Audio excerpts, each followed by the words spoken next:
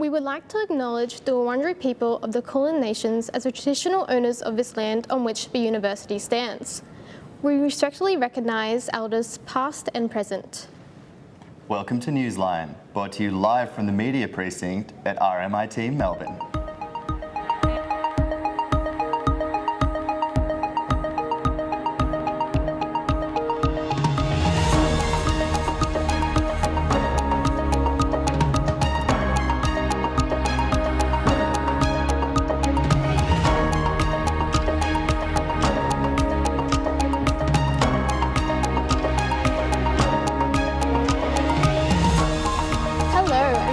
Newsline. I'm Amy Upton-Stokes. And I'm Peter Whelan. Today on the program, we'll hear about the importance of tax education, the rise of illegal Melbourne graffiti, and how dogs are helping children learn to read. We'll also have updates across sports, international affairs and weather. But first, to today's headlines. Prime Minister Anthony Albanese says Australians won't succumb to what he calls a scare campaign that opposes a yes vote for the Voice to Parliament.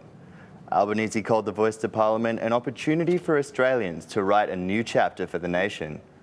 His comments come ahead of an as-yet unscheduled referendum to be held on Indigenous constitutional recognition. Western Australian Premier Mark McGowan has announced he will step down by the end of the week, saying he no longer has the energy or drive to continue. The unexpected announcement was made at a press conference yesterday afternoon, saying it was an honour and a privilege to have served the people of WA for nearly 30 years. McGowan said leading the state through the COVID-19 pandemic had been all-consuming and had taken it out of him. Seismologists have warned Victorians of aftershock tremors in the coming days following the earthquake in Sunbury on Sunday night. Seismology Research Centre's Elodie Borlée says some aftershocks have already been recorded, with one occurring 2 minutes after the main shock. She warns there still may be small tremors over the following days. A nightclub in Melbourne is under investigation after the use of exotic animals at a menu launch event on Saturday night. Two Wrongs, located in South Yarra, received backlash after posting images of patrons to social media holding snakes and a baby crocodile. The event has been reported to the RSPCA, with a spokesperson expressing concern about the environment the animals had been exposed to. Facebook users have been warned about a new viral scam called Look Who Just Died, which exploits the morbid curiosity of those targeted. Users receive a message from a compromised account suggesting the death of a celebrity or somebody close to them, along with a link containing malware. Victims of the scam put themselves at risk of having their personal information stolen, including bank details. Now to our first story. Following the federal budget announcement earlier this month, the government is hopeful to fix the housing crisis faced by Australia. But are they forgetting about the future of our nation? Joe Horrigan reports. Students heading to uni for another ordinary day, unbeknownst to the fact that they have been left aside when it comes to solving the housing crisis faced by the nation. In wake of this month's federal budget announcement, the Commonwealth Government has increased the rent assistance program by 15%. The change will allow for an influx of $32 for those already receiving the payment, but no change in who actually has access to it. Right now, the payment exists for anyone on income support programs, but is only accessible to students under the age of 25 if they are on youth allowance. And with the cost of living going through the roof, it has left all other students living out of home with no support whatsoever. Yeah, absolutely. So I think that young people have less of a chance of getting paid more and therefore being able to pay rent. I think when you're young and you come out of school, it's very difficult, particularly me. I'm living by myself now. I have to pay for food, groceries, rent, bills, everything. It's just super expensive and it's difficult. Yeah, 100%. So I feel like if the government helped younger people more, it'd make it a lot easier to transition into adulthood. The Australian Bureau of Statistics revealed that inflation has eased to 7% after reaching an all-time high of 7.8 at the end of last year. But with a rise in everyday essentials to 8% this year, it is increasingly tougher for tenants to save their hard-earned pay. So I'm working 2 jobs. I'm studying law part-time at the moment, hoping to graduate at the end of the year. When I go to work in the morning at 9 a.m, sometimes I don't get home till like 11, 12:30, would have worked 14 hours. And then by the end of the week, I would have worked almost 70 hours in total and not even saved a cent. The $2.7 billion pledge by the government is set to come into play at the start of September. But many experts believe that if we want any success, we will need to see change in the structure of the rent assistance program. The whole structure of rent assistance needs major reform. And unfortunately, we haven't seen a commitment to do that. And I think that's something that we should be calling for. Joe Horrigan, RMIT Newsline. We're heading to a short break now. Coming up, Gabriel Mills-Connolly discusses Melbourne's heroin problem and the possible solution. Stay with us.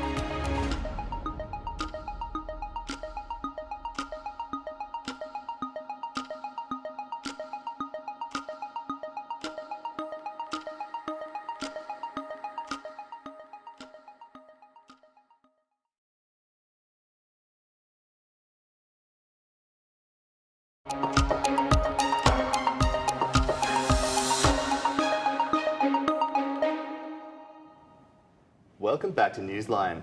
Health services are under pressure as overdoses in the Melbourne CBD has returned to pre-pandemic levels.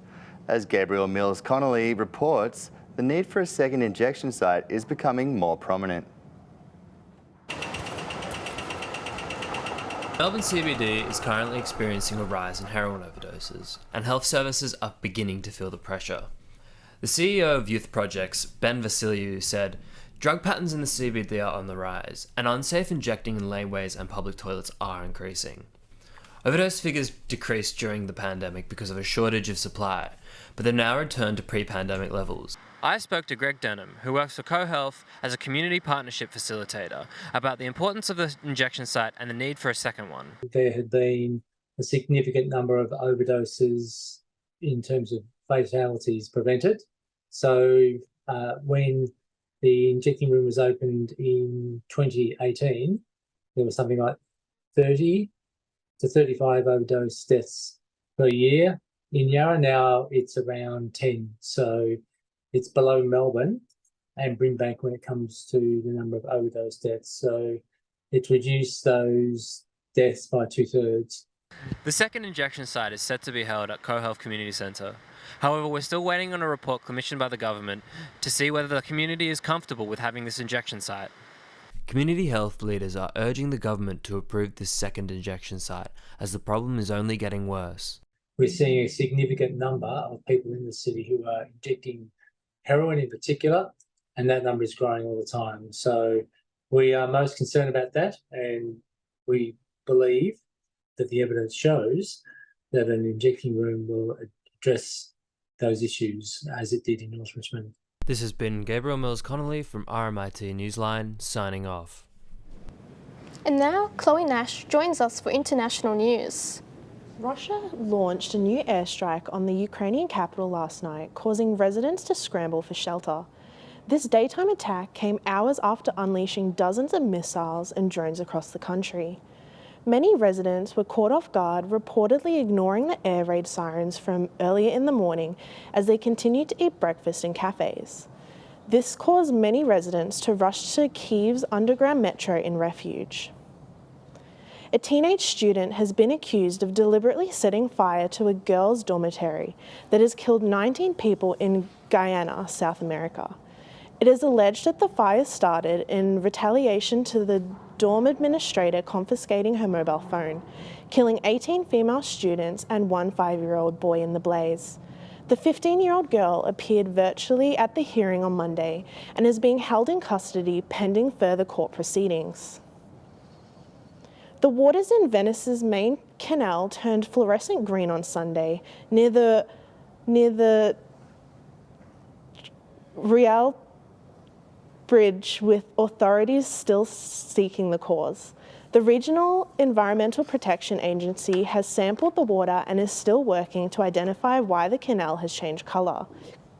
This is not the first time this has happened, with recent environmental groups colouring Rome's Trevi Fountain black in protest against fossil fuels.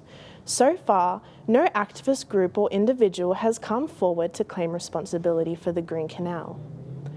Shanghai has recorded its hottest day in over 100 years, with temperatures reaching a peak of 36.7 degrees Celsius in its metro station. This temperature has beaten the previous record, which was recorded in 2018, reaching 35.7 degrees Celsius. This news comes after the United Nations warning that 2023 to 2027 will be the warmest 5-year period ever recorded due to the increase of greenhouse gas emissions.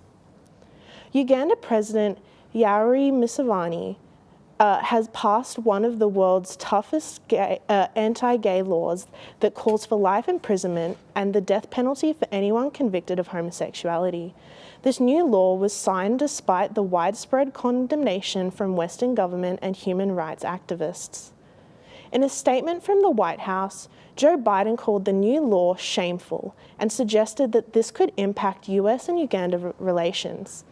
The United Nations Human Rights Office also tweeted, saying the new law is a recipe for systematic violation of the rights of the LGBT people and the wider population.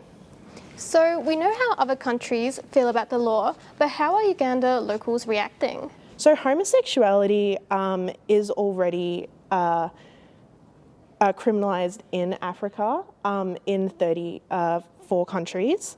And this threat of imprisonment has forced many of the LGBT community members to flee the country. And it has been a known threat for years, so those who haven't fled the country have been forced into hiding. And what exactly does this law enforce and entail? So there's just much stricter penalties, with the death penalty being applied for aggravated homosexuality. So this is defined by same-sex relations involving HIV-positive people, children and vulnerable members of the community. Those convicted of aggravated homosexuality can face up to 14 years imprisonment, and those who attempt to have same-sex relations can face up to 10 years in prison. So, as you previously mentioned, other countries in Africa have similar laws. How long has there been a push for this law to be put in place? So, Uganda is a religiously conservative country, And same-sex relations were already illegal. So this law has been in the works for a while, with the law previously, just last month, being pushed by the president.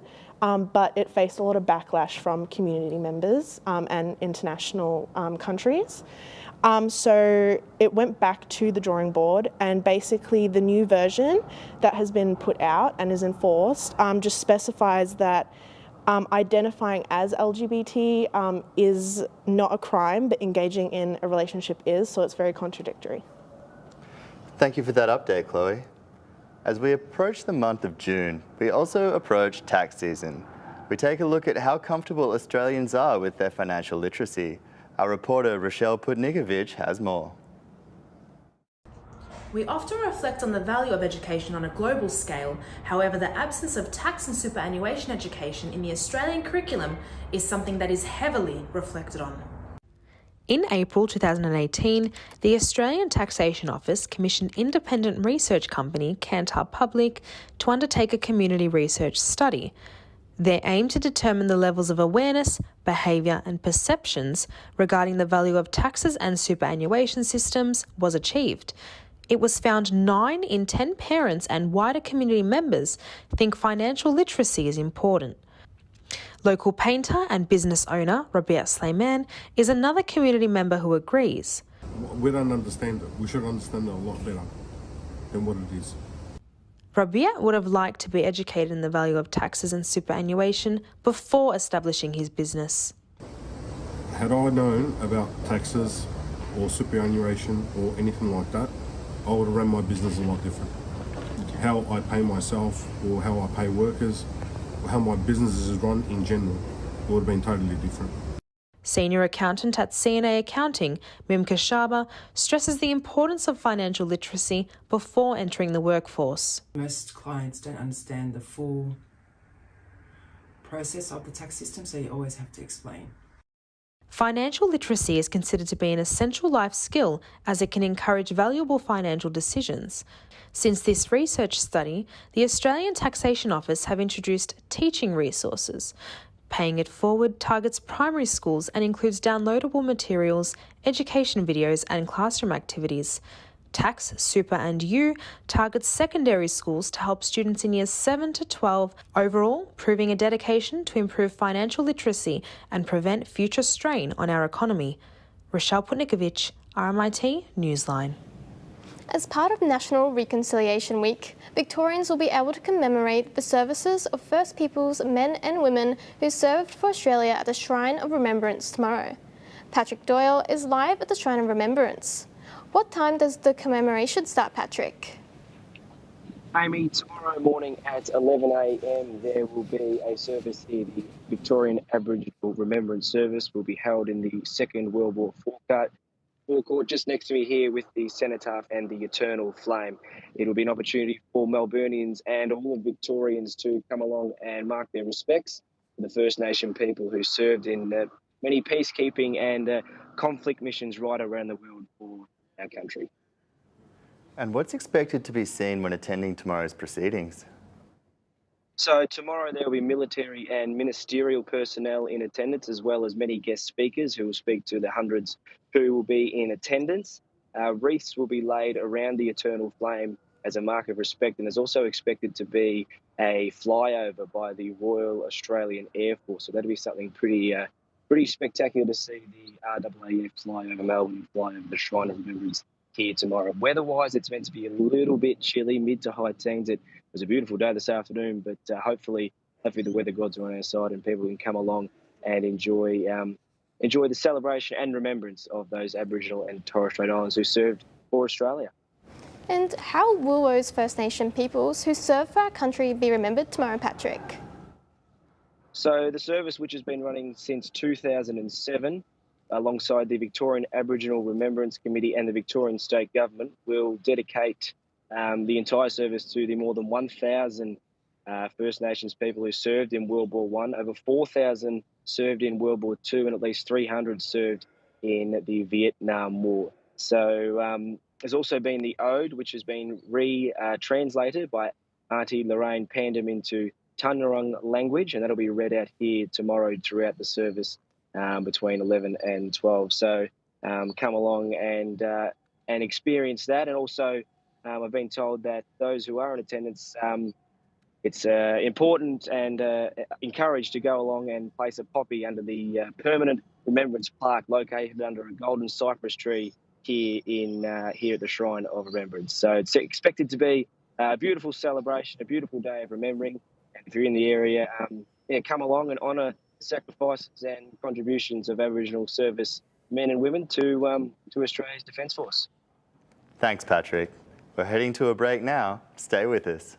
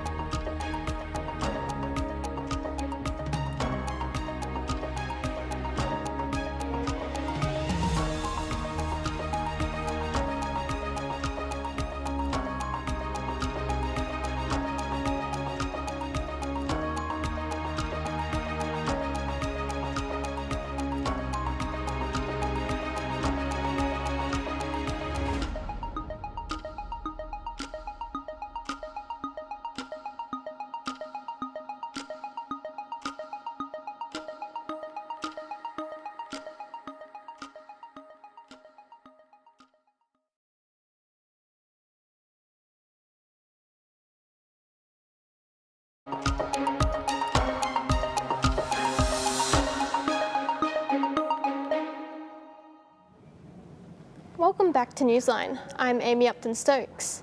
Illegal graffiti incidents in Melbourne reached new heights, prompting a cleaning blitz in the CBD last year.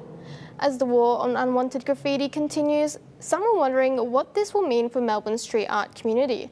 Reporter Felix Portius has the story. Street art is one of Melbourne's most common identifiers. The popularity of graffiti landmarks such as Hosier Lane helped to establish Melbourne's cultural identity. Often named as one of the graffiti capitals of the world, Melbourne's reputation as a cultural centre is due in part to its thriving street art community.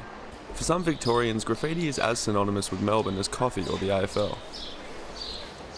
However, since the end of the COVID-19 lockdown regulations, the rate of criminal graffiti incidents is continuing to rise, prompting a response from the federal government.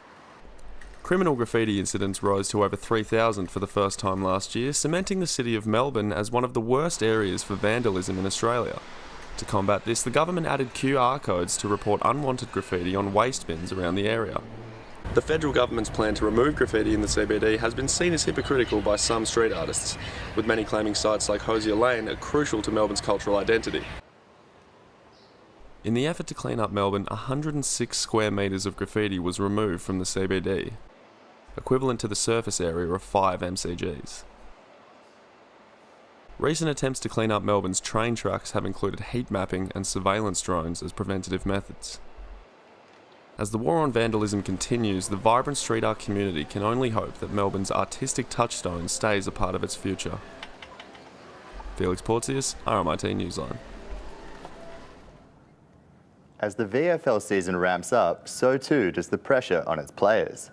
Managing a semi-professional career is a difficult task. As Jack Langdon reports, players are dropping out due to a lack of support.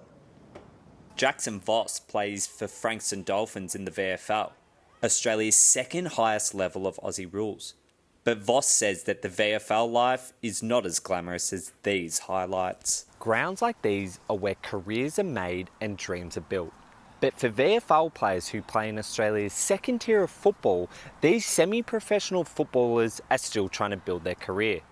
While either juggling full-time work or university, these players are trying to make the big time, and they say they need more support to do it. It's a lot of pressure to go through every day and being worried about how you're going to perform, not just at footy, but at work, at uni, personal relationships, all that kind of stuff. It's a lot. It's a lot to take in, and it is a struggle sometimes. There are over 5,000 semi-professional athletes in Australia, and Lauren Biscoff, who is a performance psychologist, says more needs to be done to support these athletes. It'd be nice if the clubs really kind of stepped up and took initiative with some of these athletes. It's a lot of the time these athletes get left behind and have to seek out their own kind of support. Boss agrees, saying a lot of players are left to fend for themselves. There's support there, but I don't think it's readily available and accessible and encouraged enough to every player. I've seen a lot of people quit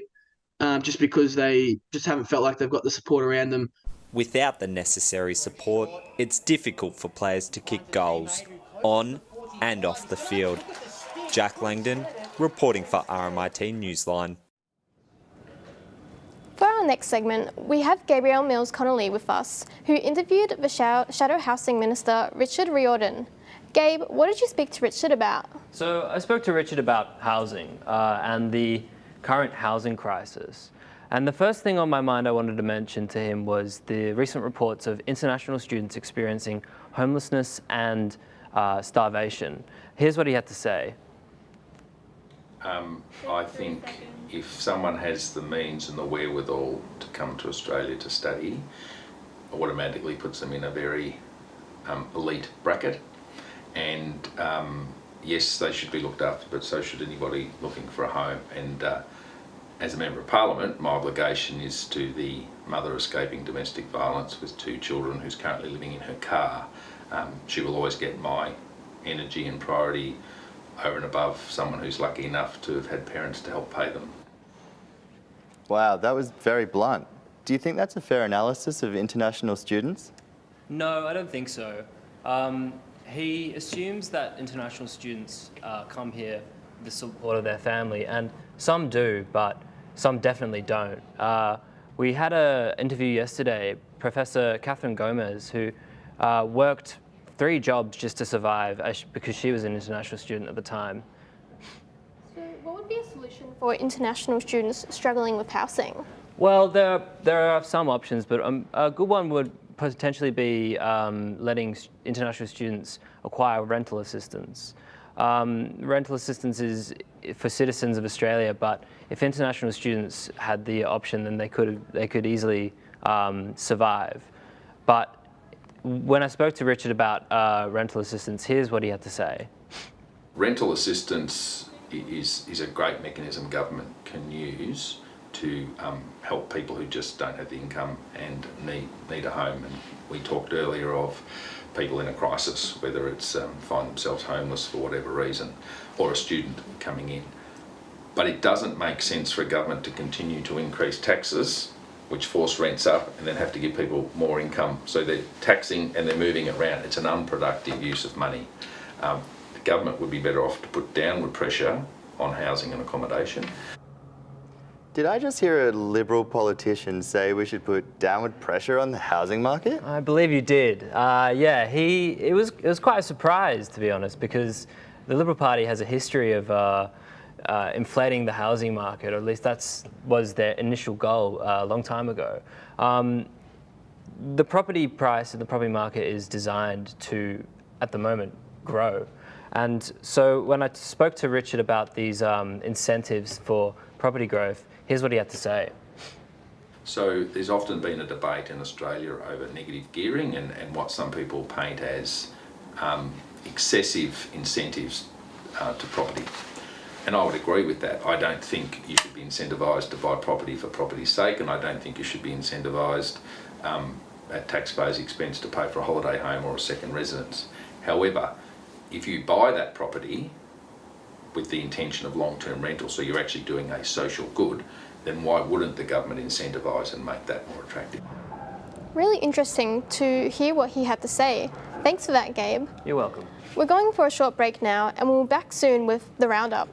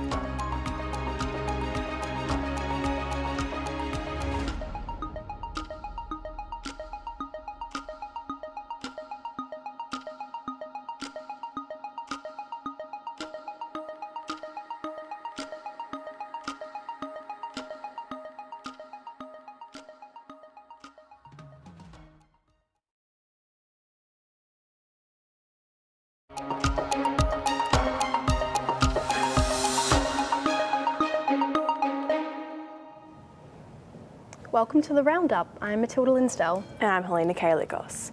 In the Roundup, we're going to be looking at some of the biggest stories across arts, tech and political cartoons. But first, let's check out what's making news around the world. Al Jazeera is covering the signing of Uganda's hardest anti-homosexuality legislation yet.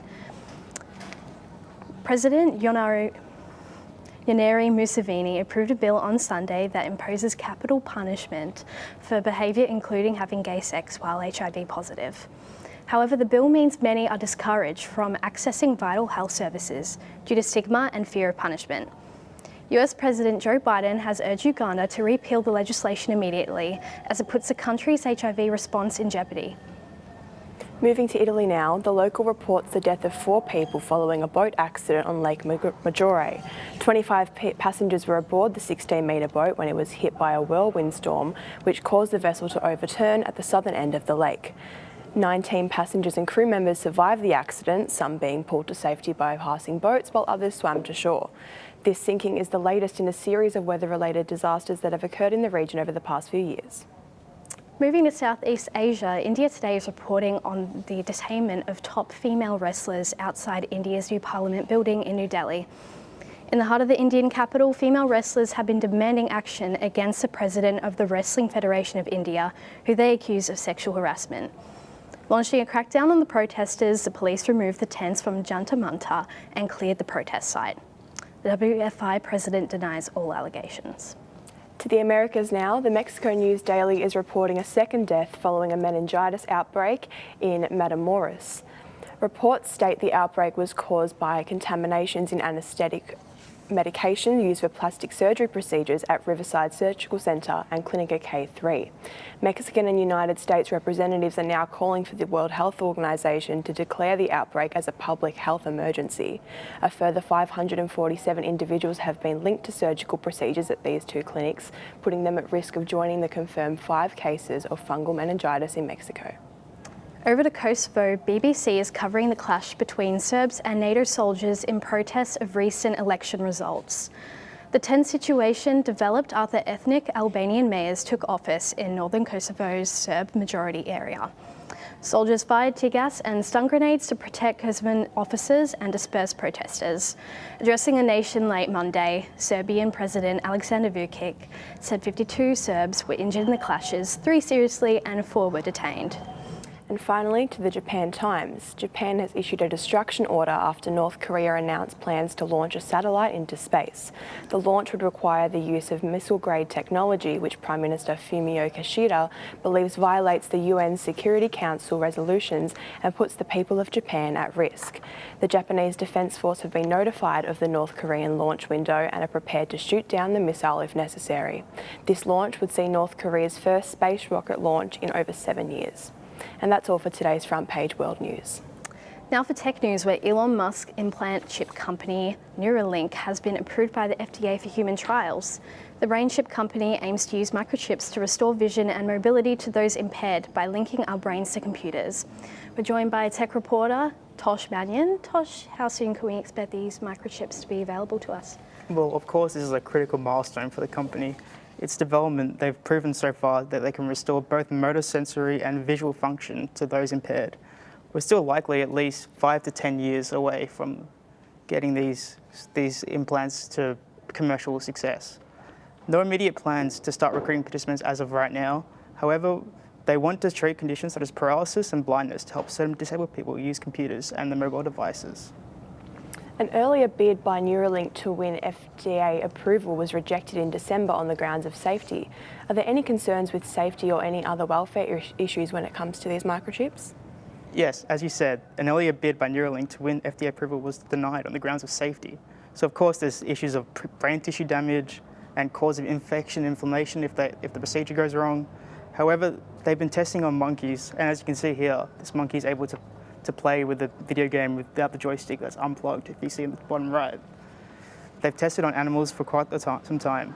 However, in December, investigation for alleged animal welfare violations were underwent after staff complained the animal testing was rushed and caused needless suffering. Neuralink yet denies these claims. In other news, American technology company Nvidia has seen a surge of success in the stock market. They've announced a partnership with Taiwanese tech giant MediaTek to enhance driving experiences. Tosh, how would this partnership change the commuting experience in the future?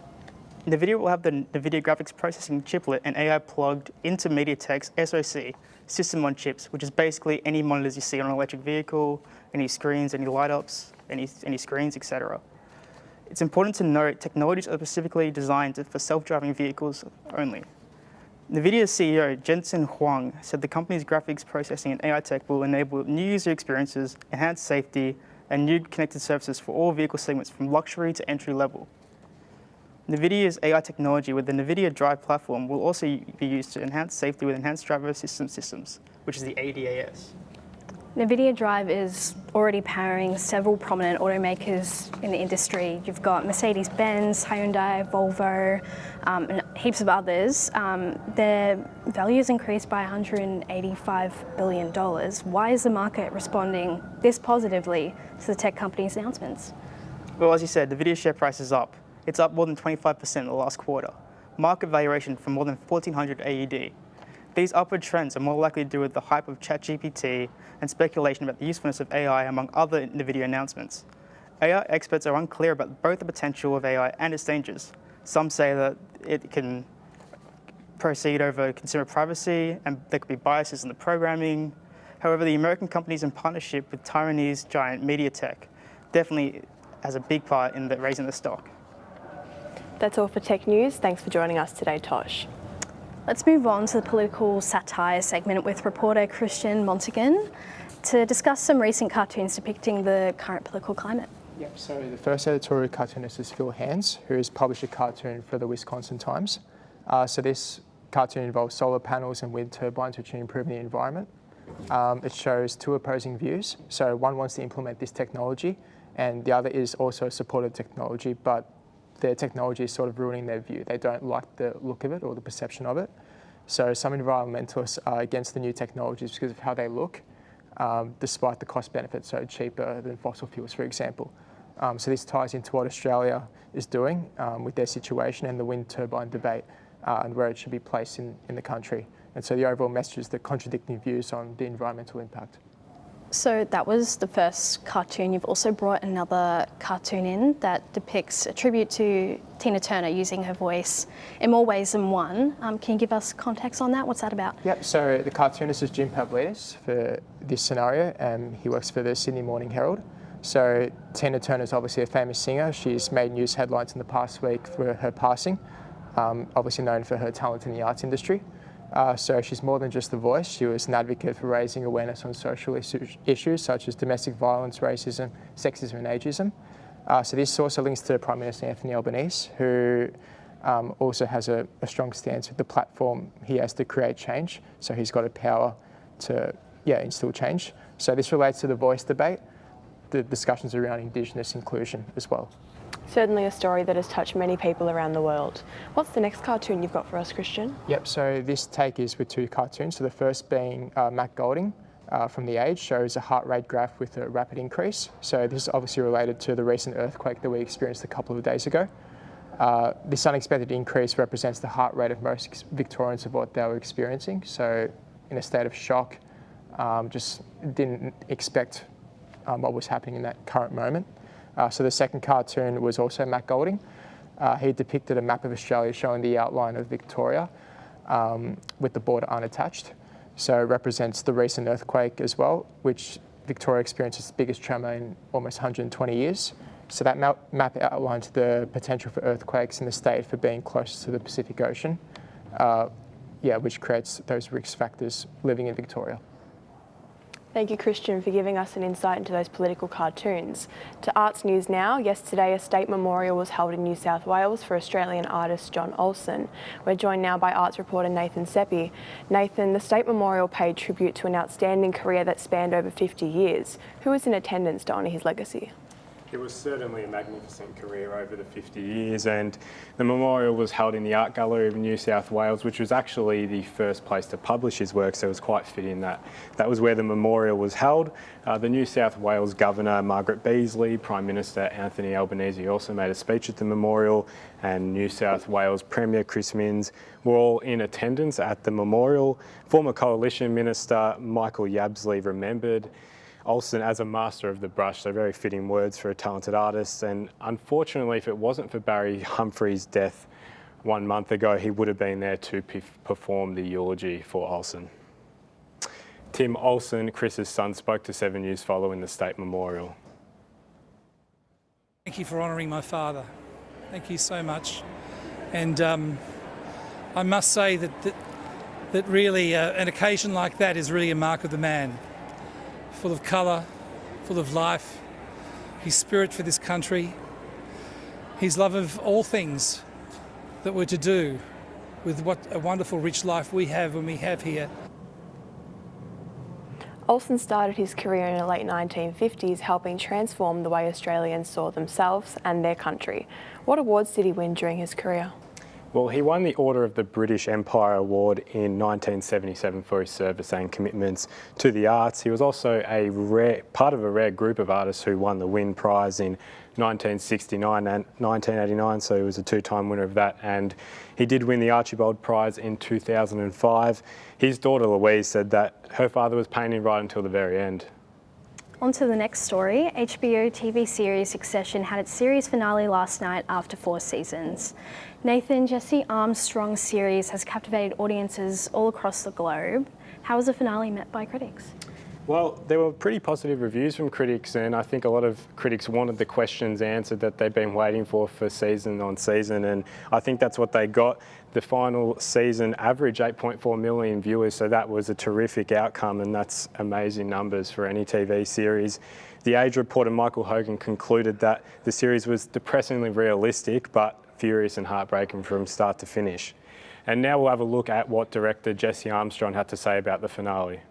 It feels very perverse to end it because it's been incredibly meaningful. You know, I love this cast, I love working with the crew, my fellow writers. I've had some of my happiest times in my career being in the writers' room and working with them. I'm quite a sort of softie, really. I like the family vibe we have around the show and the relationships we have, but one of the few things I'm able to be really tough about, I think, is protecting like the show and its integrity. The build-up for the finale was certainly met with a response that left critics really satisfied with the finish. Nathan, fans believe the storyline of Succession had similarities to the Murdoch family in Australia. Do you think this has been a factor in its success, and what's next for HBO? Well, it was definitely a strong factor with that relation to the Murdoch family, and I think that's what kept a lot of the audience engaged. You see some similarities and it helps you engage with the show. But the script was really strong, and there was a lot of good character development, which I think really engaged a lot of the audiences, kept them going for a couple seasons, and it was really showcasing what audiences get into most of the time, which is, you know, following a side or following parts of stories that captivate them the most. And I think next for the HBO, The Regime, is a show that you should probably keep an eye on that has similar links to the Succession series that details the palace of a crumbling authoritarian regime featuring Kate Winslet. Thank you, Nathan. That's it for the Roundup today. We're heading into a short ad break now. We'll be back with more stories and the latest in weather and sport. Stay with us.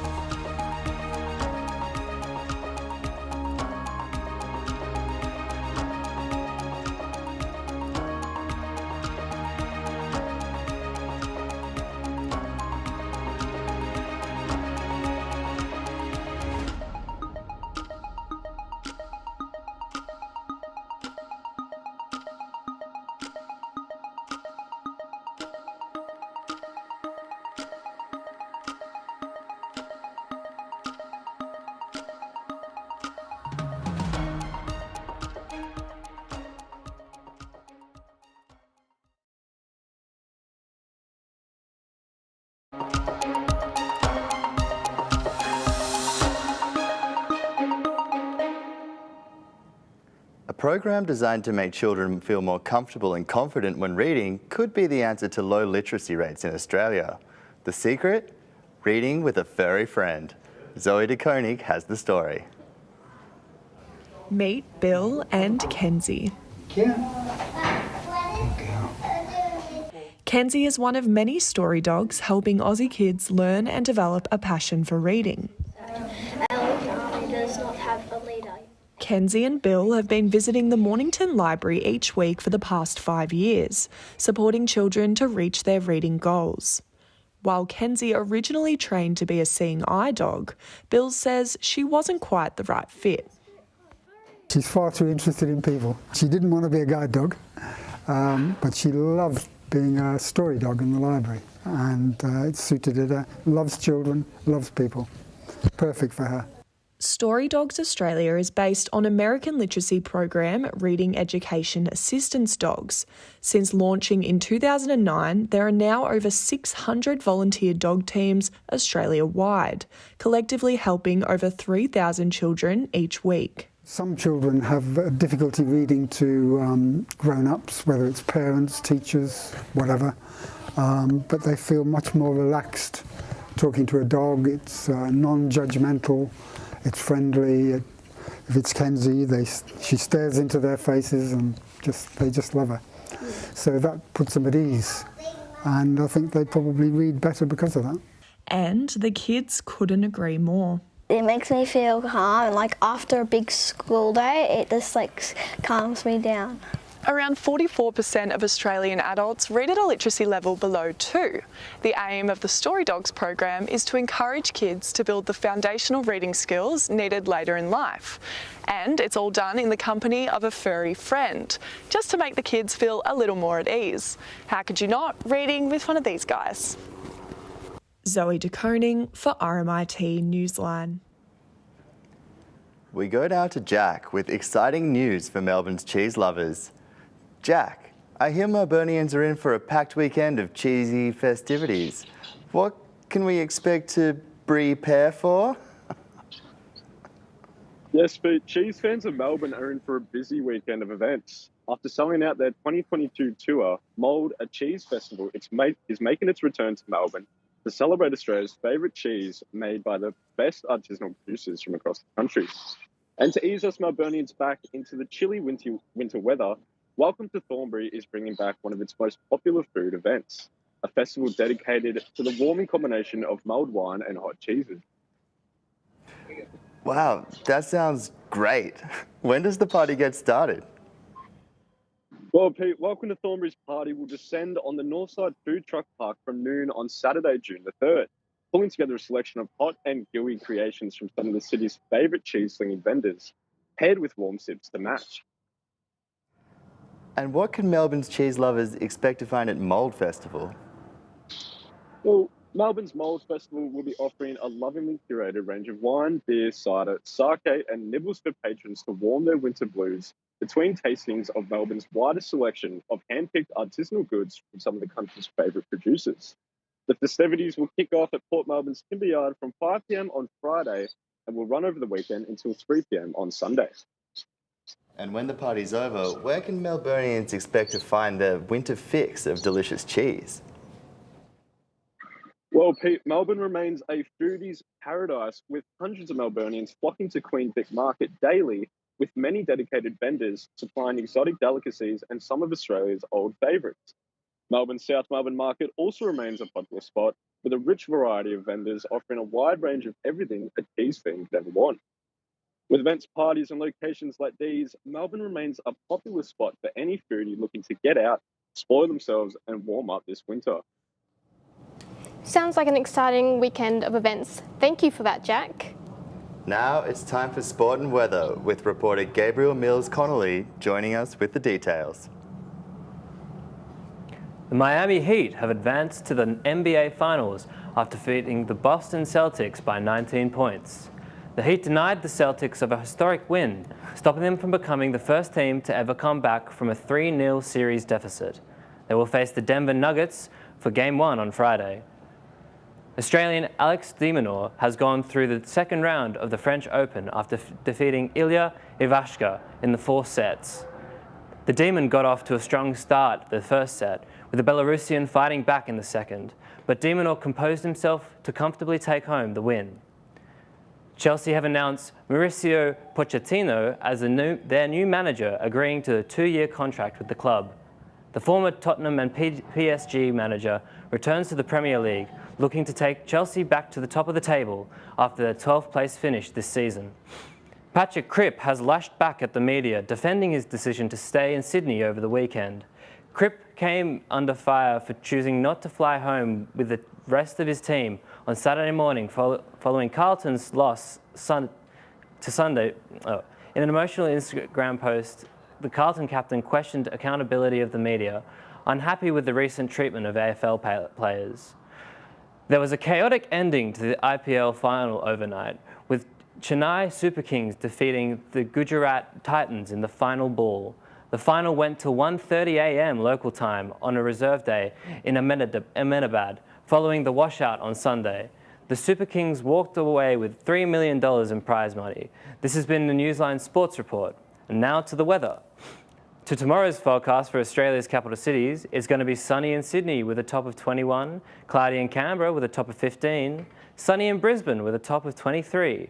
Now to the other side of the world, Perth with a chance of showers, a top of 24, sunny in Darwin with a top of 30, possible showers in Adelaide set to clear in the evening with a maximum of 18, and increasing showers in Hobart with a top of 17. So keep those brollies at the ready.